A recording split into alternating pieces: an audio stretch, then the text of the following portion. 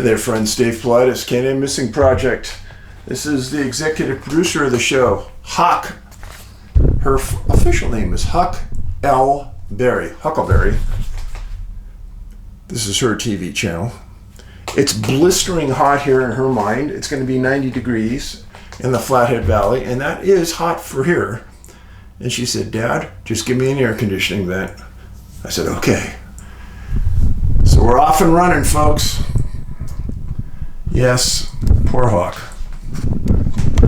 And that hair of hers grew back super quick. I'm talking about blistering quick. But she's a happy doggy.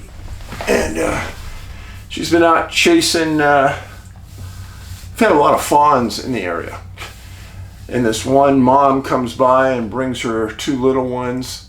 I won't let Huck chase them. And they just kind of stare at each other. And there's one of the fawns that's really leery of Huck. Instinctual, I'm sure.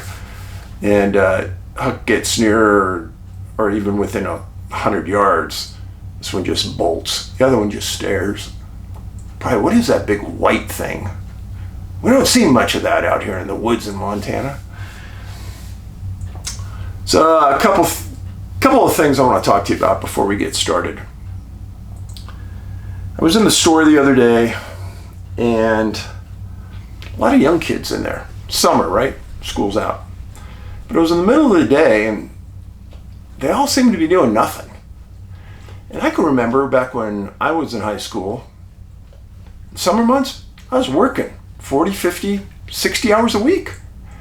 And there was a time I worked for Kmart. Another time I worked for Libby Fruit Packing in Sunnyvale. And Libby canned fruit cocktail in Sunnyvale. And I came in looking for a job, and one of the people in hiring said, "You come here." I don't know why. She goes, "You come here." And she sits me down at a table and she says, "Take this test." Took the test, and it was math and fractions, and it was pretty easy. Handed it back to her, and she goes, "You wait." Come back, and she goes, "Hey, what are you doing? You didn't like that? You didn't like that?" And then she just says, "You come here." And she was real curt. So I go in the next room, and she sits me down, and she goes, "I've got a job for you. 5-6 days a week. You'll be working the late shift from noon till 10 at night. And you'll have Saturdays and Sundays off. And the pay was blah, blah. The pay was like 50% better than I could get anywhere else. And she said, you're part of the quality control team, and you'll get trained in the next week." I said, "Okay." Went home, told my mom. She goes, "Oh, that's really good." Went in, and on a can, when they put a lid on a can, they have to have a certain amount of overlap on the lid to seal the can properly. And Libby had these 20 machines that were just pumping out fruit cocktail. And we had to go out, quality control, and pull these cans, pull the lids off, and measure the overlap. The entire job took maybe 15 minutes. We had to do the job every 90 minutes.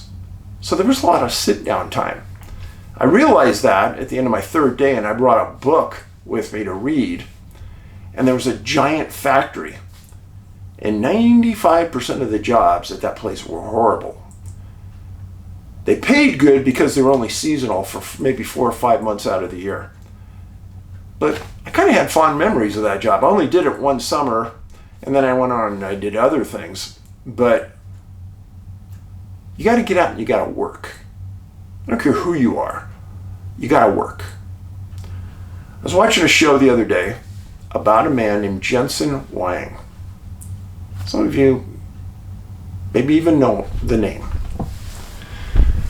Jensen was born in Taiwan, and his parents came to the United States as legal immigrants.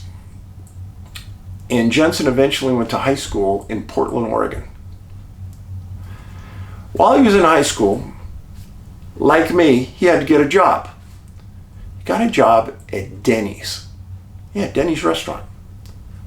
No, he wasn't a waiter. No, he wasn't an assistant manager. He started at the bottom of the scale. He started at the very bottom, cleaning toilets and being a dishwasher. Jensen said after being there for a while, he had a system in place. He said he guaranteed he turned out the cleanest dishes. That's where you usually have to start off in life, at the very bottom. And if you're too good to do that, keep listening. Jensen did that because it was the only job he could find. And after he graduated from high school, he went to Oregon State. Oregon State's not a real prestigious school. It's a good school. I had a cousin that went there. And Jensen got a degree in electrical engineering.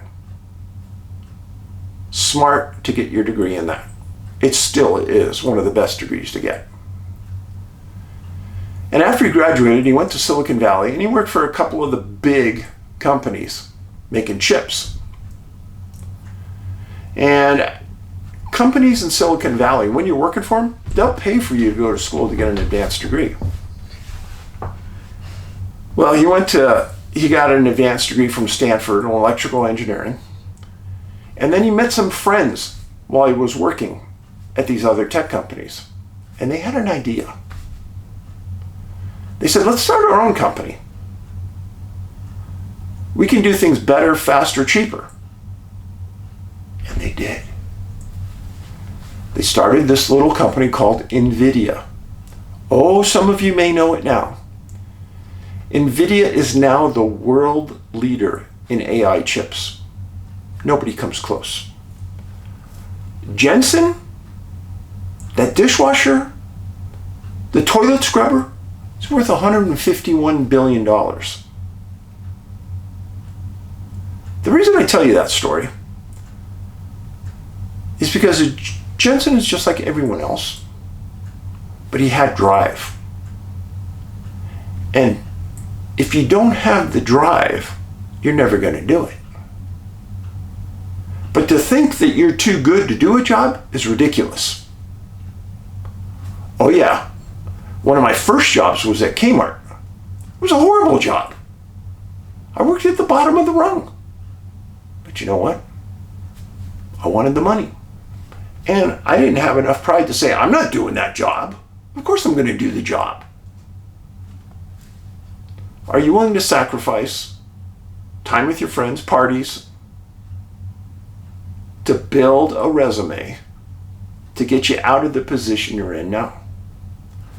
Nothing good is going to be happening by staying in your room. Nothing. You got to get out, you got to mingle, and you got to do work.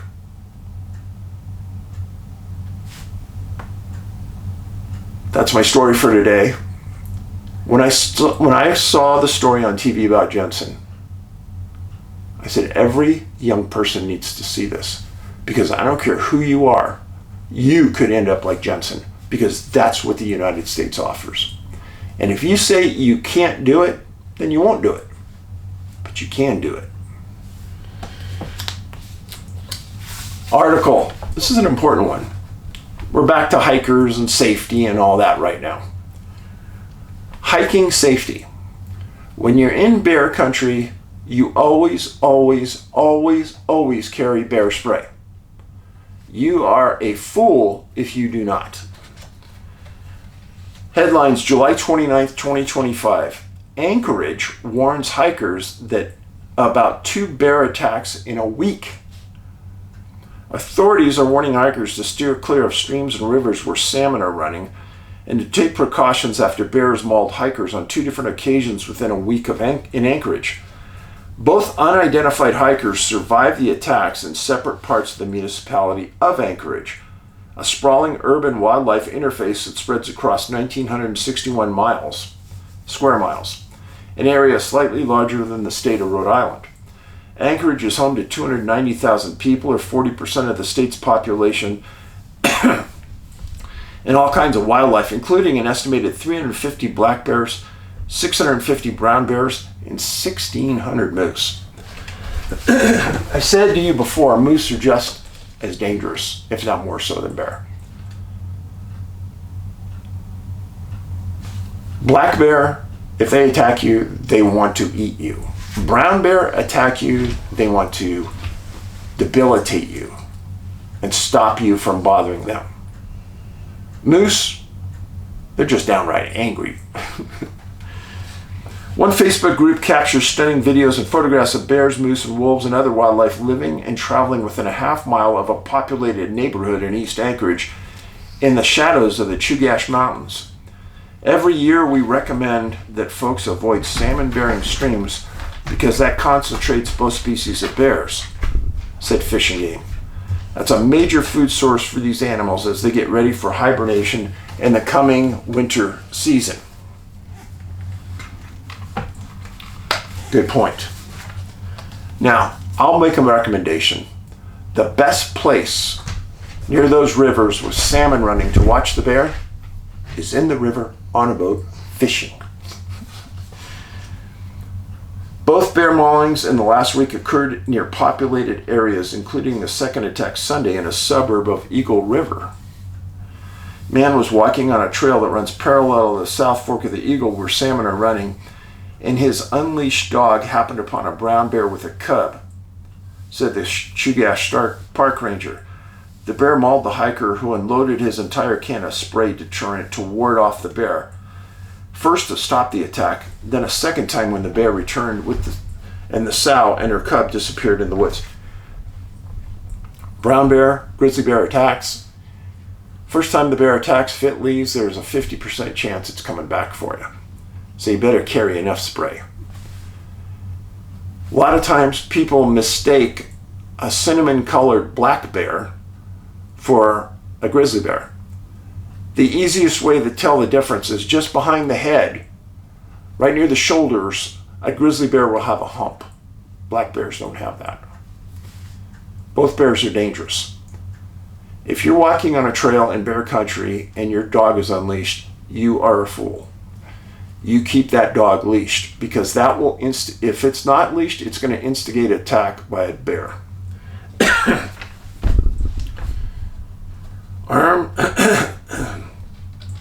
Armed officials searched for the bear on foot and with a drone, but the bear had left the area. Officials believe the sow was protecting her cub and don't intend to kill it. That's good.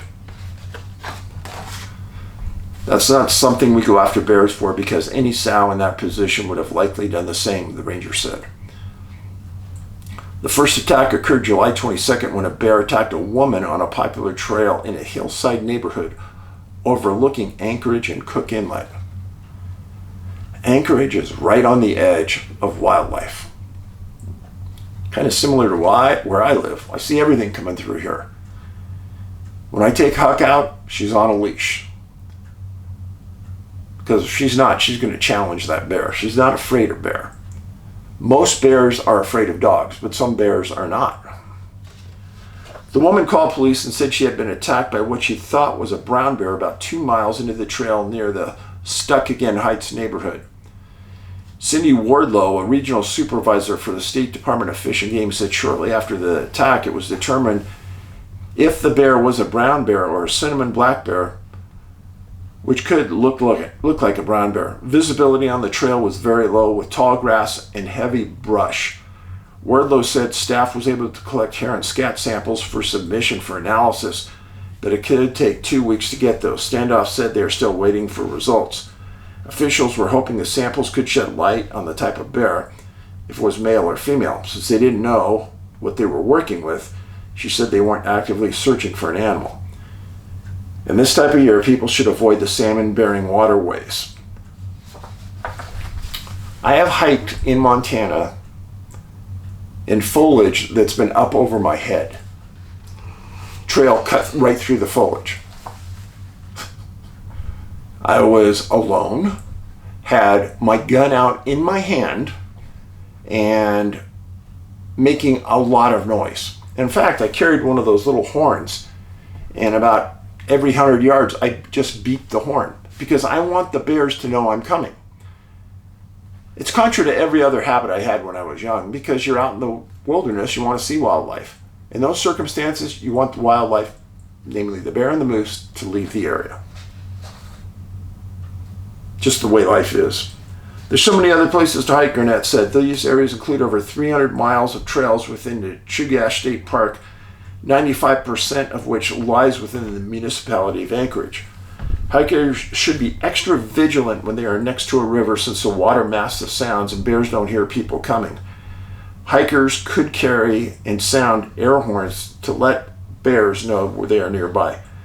Bears don't want to be around us. They want to be somewhere else, she said. Regardless of where people hike, whether it is in the backcountry or near waterways, there's always a chance they could have a bear encounter or come across a moose, wolf, or wolverine. Standoff recommends people travel in groups, make noise, have bear spray ready, don't run or hike with earbuds in. Oh. Number one rule, never, ever hike with earbuds. You can't hear growls, you can't hear what's coming. Hiking in groups. I saw statistics several years ago that groups of 4 or more hiking on a trail almost never have a bear attack. It's very rare. As the numbers go down, the chances of a bear attack increase. The greatest chance of being attacked by a bear if you're alone on the trail. 2 people less, 3 people less, 4 almost never. Now, what I forgot to show you is a picture of Jensen Wang, the Dennys Dishwasher, who is worth $151 billion. That's Jensen.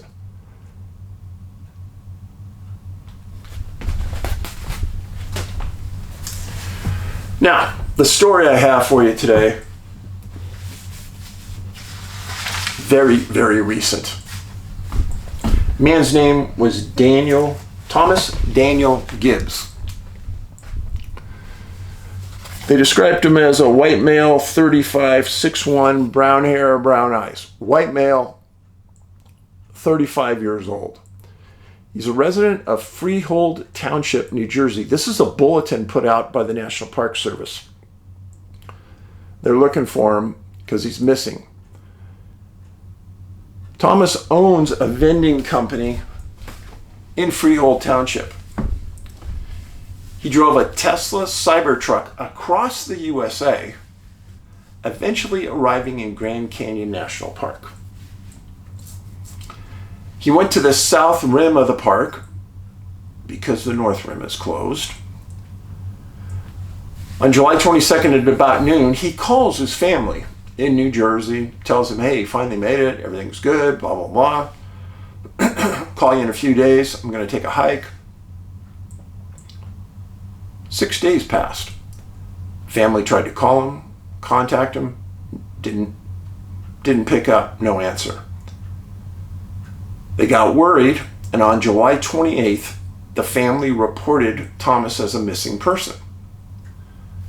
The National Park Service police found his Tesla Cybertruck parked in the Grand View Point parking lot on the south rim.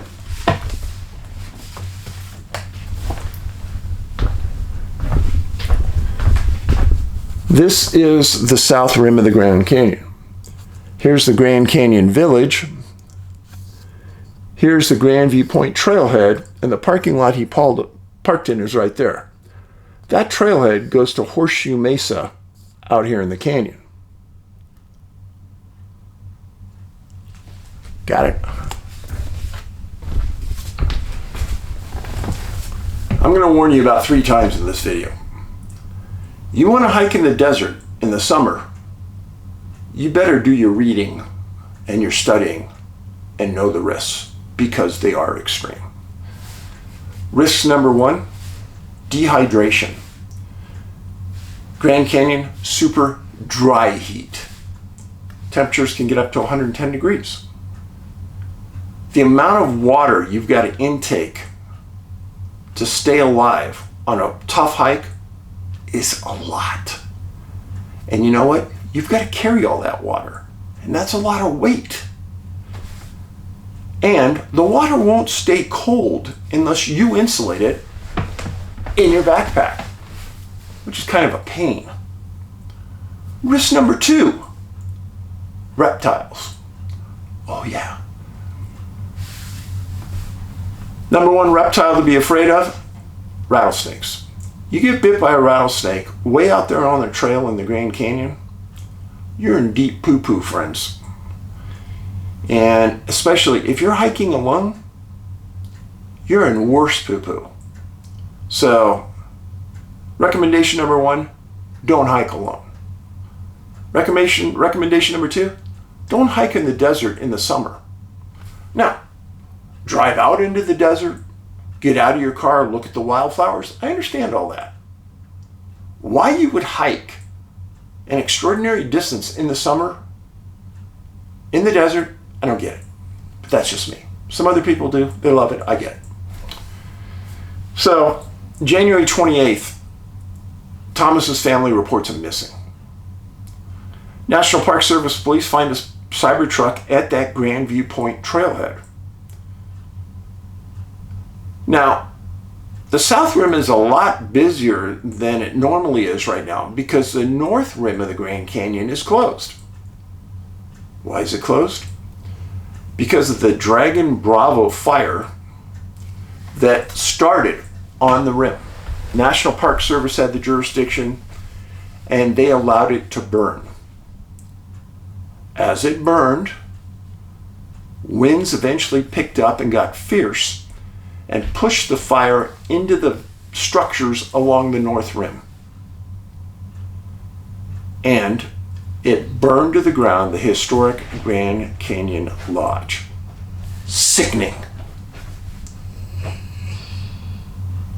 Under that go ahead and let it burn policy, they had a tremendous tragedy. There were a lot of articles written about that fire. It's unbelievable that they allowed it to get out of hand and burn that lodge. Now, the Grandview Trail comes off that Grandview Point. NPS stated in their bulletin that they believe Thomas was on that Grandview Trail somewhere around Horseshoe Mesa on July 22nd. And they were asking if anyone had been in the area, saw Thomas, and review your photographs. Now that trailhead point is about 12 miles east of the Grand Canyon Village. Grand Canyon Village right here. Trailhead point, about 12 miles point to point right here.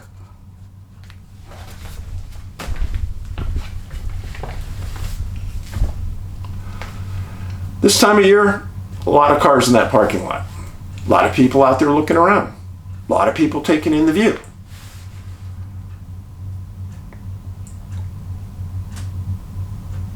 The Grandview Trail, I have no idea why Thomas picked it, or if he even knew what he was picking to go on. But per the NPS, the trail can be very rugged. It is narrow and steep, and it has a cliff essentially on one side. Here's a small photo of the trail off the NPS site. This is the trail, and off one side is almost a cliff. And in other locations, it's even worse. Some parts of the trail are lined with rock, but a lot of it is like this. Now this is dusty, dry, and hot. The trail starts at the point and goes downhill.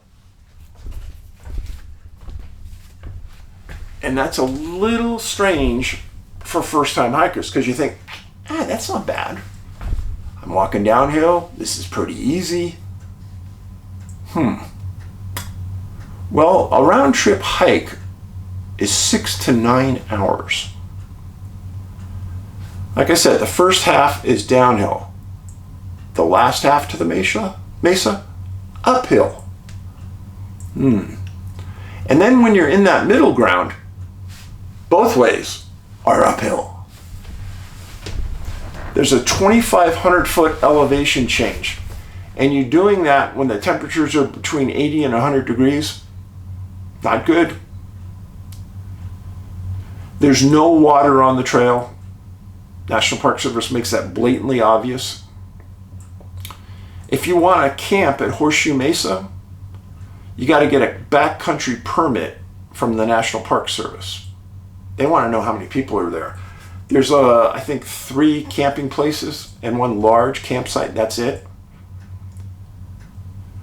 I reviewed trail guides about this path that Tomas took.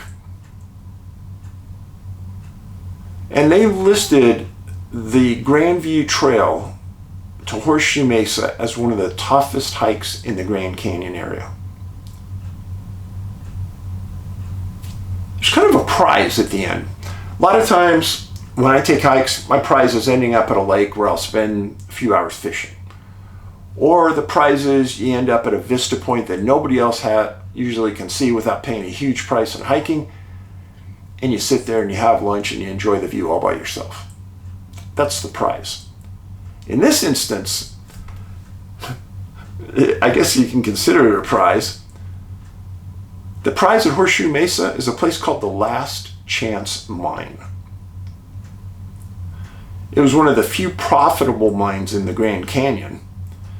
And in 1893, the mine won a prize at the World's Fair for the world's purest copper. It was a copper mine. Now, the National Park Service says that there are archaeological relics, old tin cans, old rusted out things that you'd find associated with a mine. And they warn people, do not take these out because they're archaeological relics.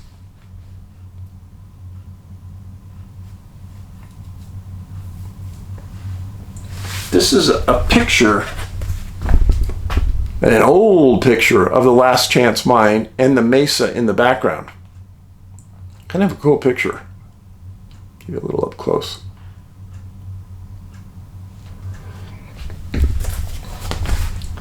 I can only think that conditions at that mine must have been brutal. Good thing about a mine, when you get in it, it's a lot cooler inside than it is outside. So I guess that would be better. Now, there was nothing to state, and nobody ever said, if Tomas had a backpack, water. There was no mention of anything. And I don't know if his folks knew or whoever reported him missing knew. But I worry about him.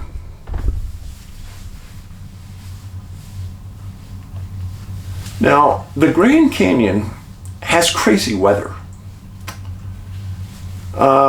This last Thursday, thunderstorms came in over the canyon, and they stayed there too long, and it rained super hard. And they had flash floods in the canyon. And one lady was washed away and was lost. They eventually found her body Sunday, deceased. I say that to you because Grand Canyon is a very dangerous place. And if you don't do your studying about where you're going and understand all the risks and do everything you can to mitigate those risks, bad things happen. I've written about many people missing in the Grand Canyon area that have never been found. And I understand why. There's not a lot of ground cover in the canyon. There's not big trees, things like that. But if you realize that you're really hot and you ran out of water, you're going to try to squeeze your way into some shade somewhere. You're not going to be out in the open, and you may die in that shade from dehydration. And that makes it very difficult for search and rescue people to find you. Now, if you were at the Grand Canyon on July 22nd, look at your photos. And if you saw somebody that matches Tomas's description, call the National Park Service. There's a description of them right there. Call the National Park Service tip line at 888-653-0009. and tell them that you might have seen Tomas Gibbs. They will appreciate it, and his family will as well. Now, I appreciate you being here, and Huck appreciates you being here. I'm still getting an extraordinary amount of great comments on the site. I thank you for those. And contrary to what some think, I read every one. Remember, we live in the kindness revolution. We have to be kind, folks. The world's too tough of a place right now.